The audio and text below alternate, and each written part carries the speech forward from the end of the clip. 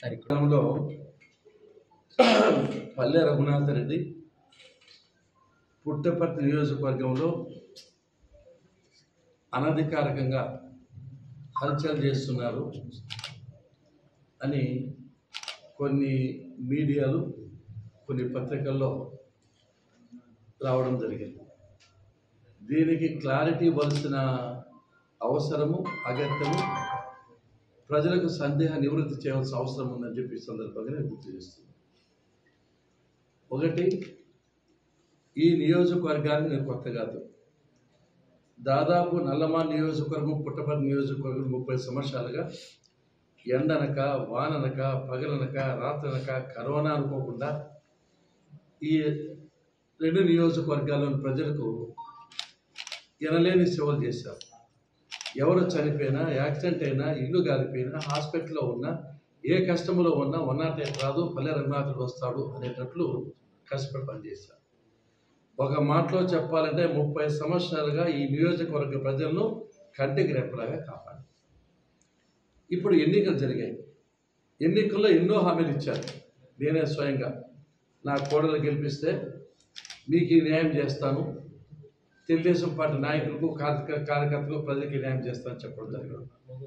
కాబట్టి తెలుగుదేశం పార్టీ అధిపతిగా నియోజకవర్గంలో ఒక సీనియర్ లీడర్గా పార్టీ కార్యక్రమాలు చేయవలసిన బాధ్యత, పార్టీ కార్యకర్తల నాయకులకు న్యాయం చేయవలసిన జవాబుదారితనం నాకు ఉంది.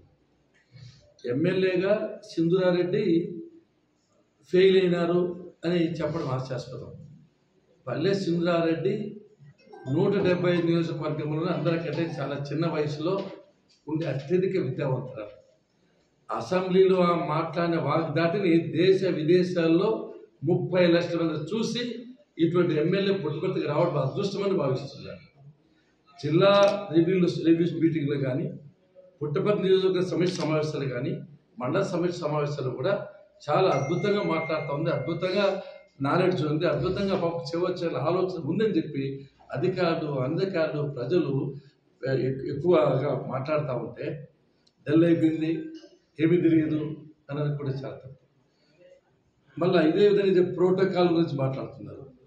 ప్రోటోకాల్ ఎన్నో సంవత్సరాలు చూసినా, మంత్రి పదవి చూసినా నాకు ఇది పెద్ద పదవే, ఎన్ని చూసినా, ఎన్నోసార్లు ఎమ్మెల్యే చూసినా, విప్పు చూసినా, చీఫ్ విప్ చూసినా, మంత్రి చూసినా, నాకు ఈ చిన్న అధికారం చెలాయించాల్సిన అవసరం నాకేముంది? నేను హల్చల్ చేయను, అధికారం చూపించను, నేను చేస్తున్న సర్వీస్. అంటే ప్రజలు నన్ను నమ్ముకున్నారు. ఒక విధంగా చూడంటే పల్లె రఘునాథ్ రెడ్డికి ఇచ్చిన గౌరవము ఇంతవరకు ఈ నియోజకవర్గంలో ఏ నాయకుడికి ఇవ్వలేదు. ఈ సమయంలో సర్వీస్ చేసిన రెడ్డిగా ఉండడం తప్ప అధికారం చెలాయించడానికి లేదు. ఏదో అధికారులు కూడా వస్తారని, అధికారులు ఎందుకు రాకూడదు? మంత్రిగా పనిచేశా, ఎమ్మెల్యేగా పనిచేశా, సర్వీస్ చేస్తున్నా, పెద్ద ప్రిన్సిపల్ సెక్రటరీసే గౌరవిస్తారు, జడ్పీ చైర్మన్లు, ఎమ్మెల్యేలు, ఎంపీలు గౌరవిస్తారు. అధికారులు గౌరవం నాకు ఇస్తే వీళ్ళకేం బాధ్యత నాకు అర్థం కాదు. ఎందుకంటే విద్యావంతుల్ని, అనేక విద్యాసంస్థలు స్థాపించిన వాడిని, వేలాది మందికి ఉద్యోగాలు ఇచ్చిన వాడిని, ఈ నియోజకవర్గానికి ఒక దారి, ఒక డైరెక్షన్, ఒక దశ చూపించిన వాడిని వాళ్ళంతా గౌరవిస్తే వీళ్ళకేం బాధ నాకైతే అర్థం కాదు. ఏదైనా వాళ్ళు ఇబ్బంది పెడితేనో, అంటే వ్యక్తిగతంగా నాకు పదవి ఉన్నా పదవి లేకపోయినా, ఏది సచ్చిన 1000 రూపాయలు, బతికిన 1000 రూపాయలు. పల్లె రఘునాథ్ మంత్రి పదవిలో ఉన్న మంత్రి పదవి లేకపోయినా మంత్రి పదవి సమానంగా ఉంటుంది పబ్లిక్ వాల్యూ. కాబట్టి వస్తా అంటూ పోతారు. ఇంక ఏంటో ఇండ్లు, పెన్షన్లు, బియ్యం కార్డులు ఇవన్నీ నేను డిసైడ్ చేస్తాను చెప్పి. ఎస్, పార్టీ ఇక్కడ సుప్రీం. పార్టీలో ఎవరు పని చేసినారు, ఎవరు పని చేయలేదు, కార్యకర్తలు మేము డేటా ఇస్తాము. ఇచ్చేది ఎమ్మెల్యే అధికారం ఉంది, ఎమ్మెల్యే పంపిస్తుంది.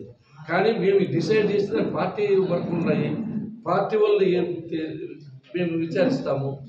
పార్టీ పదవులు ఏమన్నా ఉండేదో కానీ పార్టీకి సంబంధించిన విషయాలు కానీ పార్టీ డిసైడ్ చేసి తర్వాత ఎమ్మెల్యే గారికి పంపిస్తాం. ఎమ్మెల్యే గారు లెటర్స్ ఇస్తారు. ఎవరిని నమ్ముకో చేయాల. పల్లె రఘునాథుడు వస్తే పల్లె రఘునాథ్ కుటుంబం వస్తే మాకు న్యాయం జరుగుతుందని చెప్పి తప్పకుండా నేను ప్రోటోకాల్ ఉల్లంఘించను, లేదా గవర్నమెంట్ రివ్యూస్లో పాల్గొనను. నా దగ్గరికి అధికారులు వస్తే మాట్లాడతా. అదేవిధంగా నేను ఎవరికైనా అధికారిగా నాకు పోయే హక్కు నాకు ఉంది. కలెక్టర్తో మాట్లాడకూడదు, ఎస్పీతో మాట్లాడకూడదు. ఎవరు ఎలా పూల నాకు అర్థం కాదు. ఎవరు నన్ను డిక్టేట్ చేసేదానికి? నేను ప్రజల మనిషి. ప్రజల అభిమానం నాకు ఉన్నంత వరకు, ప్రజలు గౌరవం నాకు ఉన్నంత వరకు ఎవరు ఏమీ చేయలేరు. నేను పెత్తనం చేయాల్సిన సర్వీస్ చేయాలని వచ్చింది. ఎందుకంటే నా జీవితంలో ఇంత గౌరవం ఇచ్చారు కాబట్టి ఒక రుణం తీర్చుకోవాలనే ఆలోచన చేత కష్టపడి పనిచేస్తున్నా. దాన్ని అభినందించకపోయి ఏదో విధంగా నియోజకవర్గాన్ని గబ్బట్టించాలి, ప్రజలకు న్యాయం చేయకూడదు, మాకు ఇంపార్టెన్స్ ఇవ్వాలని చెప్పి పత్రిక చెప్తే తాతకు దగ్గులు నేర్పిస్తే ఇది కరెక్ట్ అయిన పత్రిక కూడా కాదు. ప్రజలు చెప్తున్నా ఇటువంటి రాతలు రాస్తూనే ఉంటారు, మీరు ఎవరు నమ్మద్దండి. ఆ పత్రికలు కానీ అటువంటి ఛానల్స్ కానీ మీరు నమ్మవలసిన అవసరం లేదు. నేను మీకు అభిమానం ఉన్నంత కాలం మిమ్మల్ని పుట్టపర్తిని పల్లెను ఎవరు విడదీయలేరు. పల్లెకు పుట్టపర్తికి విడదీయని అనుబంధం ఉంది. సర్వీస్ చేసేదానికి భగవాన్ సత్యసాయిబాబా గారు స్ఫూర్తి ఉంది, ఫెర్రర్ స్ఫూర్తి ఉంది.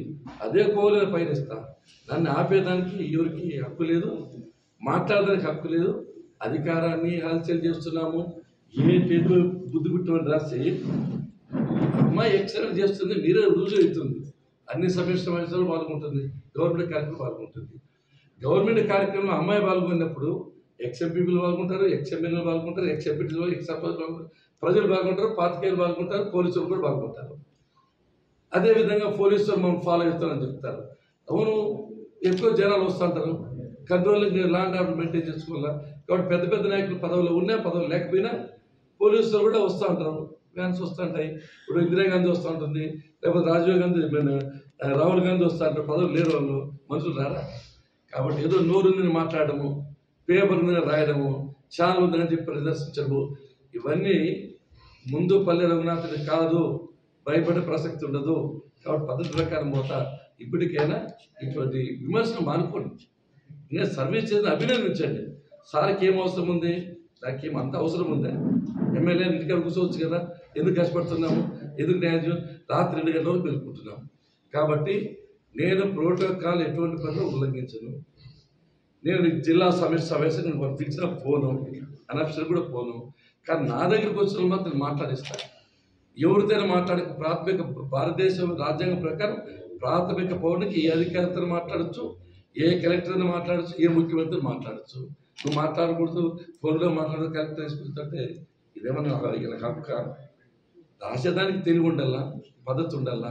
ఇష్టాలు రాస్తే ఎటువంటి పరిస్థితులు కరెక్ట్ పద్ధతి కాదు. ఇప్పటికైనా మారాలని ఈ సందర్భం గుర్తు చేస్తూ, నేను ఊపిరినంత వరకు సర్వీస్ చేస్తా. సర్వీస్ చేయకుండా ఉండలేము. ఎందుకంటే వీళ్ళు ఇచ్చిన అభిమానం ఎన్ని జన్మతి రుణం తీర్చుకోవాలి. నేను సర్వీస్ తప్పదు నాకు, ఎందుకంటే తప్పించుకొని పోవాలని ఆలోచన లేదు. అది కూడా చంద్రబాబు నాయుడు గారు ఓ యంగ్స్టర్ కావాలి, వాళ్ళ ముంగా 30 ఏళ్ళ రాజకీయాలు మాకు ఉండాల్సిన వాళ్ళు కావాలని కన్విన్స్ చేస్తేనే అబాబు నిలబడింది. అబాబుకి అధికారం కావాలని లేకపోతే కోరుకోలేదు. అధికారం కోసం ఎంపలాల్సిన అవసరం మా కుటుంబానికి లేదు. సర్వీస్ చేయాలని అధికారంలోకి వచ్చాం. అధికారం అనుభవించాలనుకుంటే ఈ కర్మ మాకే ఉంది. ఎక్కడ హ్యాపీగా తిరుగుకుంటా అంటే హ్యాపీగా ఉండేవాళ్ళం. కాబట్టి ఇప్పటికైనా ప్రజలకు ఒకటే నేను ఇస్తున్నా, నేను మనస వాచ కర్మన త్రికరణ శుద్ధిగా మీకు జవాబుదారితనంతో ఉంటాను. మీకోసం సర్వీస్ కోసం ఇర్రెస్పెక్టివ్ పార్టీ సాధ్యమైనందుకు అందరికీ న్యాయం చేస్తాను. అదే సమయంలో నేను అధికారం చెలాయించే పద్ధతి ఉండదు. అన్నిటికీ ఎమ్మెల్యే గారు ఉంటారు. పార్టీ కార్యక్రమాలకు కానీ, పార్టీ సిద్ధాంతాలకు కానీ, పార్టీ కార్యకర్తలకు కానీ, ప్రజలకు కానీ నేను జవాబుదారితో ఉంటాను. ఎందుకంటే నాకు అన్ని బోధనలు నిర్వహించాలి కాబట్టి నాకు ఆ బాధ్యత ఉంది. నేను అనామతిని కాదు. పదవున్నా లేకపోయినా ప్రజలు నాకు ఇచ్చే గౌరవం మీరే చూశారు. తను చదువుకుంది అమ్మాయి, మంచి వాక్చతుత్వం ఉంది, మంచి నాలెడ్జ్ ఉంది. డెఫినెట్గా తనకు ఎమ్మెల్యేగా ఏ పదవి చేయాలో అది తప్పకుండా చేస్తుంది. పార్టీ కార్యక్రమాల్లో నేను చూసుకుంటాను. ఎందుకంటే చిన్న పాప నేర్పించాలి కాబట్టి కొద్ది సలహాలు ఇస్తూ ఉంటాం, ఎవరికైనా ఎడ్యుకేట్ చేస్తాం, ట్రైనింగ్ ఇస్తాం. ఎవరికైనా ఆ ట్రైనింగ్ ఎడ్యుకేషన్ కొన్ని విషయాలు చెప్పక తప్పదు, ఎందుకంటే తెలుసుకోవాలి కాబట్టి. అది కూడా తప్పంటే ఎందుకంటే అన్యాయమైన విషయం మరొకటి.